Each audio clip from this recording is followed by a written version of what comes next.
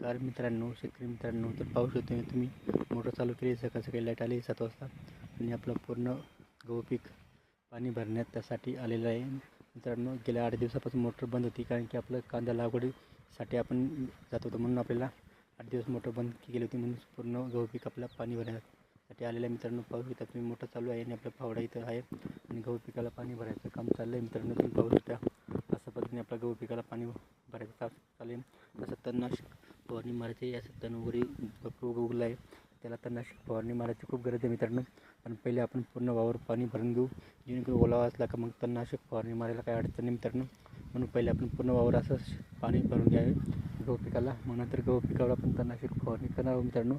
जेणेकरून आपल्याला पाणी 8 दिवसाचं गॅप झाल्यामुळे खूपच आपले गॅप झाला मित्रांनो. व्हिडिओवरती लाईक शेअर केलं नक्की करा. आपल्या चॅनलला नवीन असेल तर एकदा अवश्य भेट द्या मित्रांनो. जय जवान जय किसान.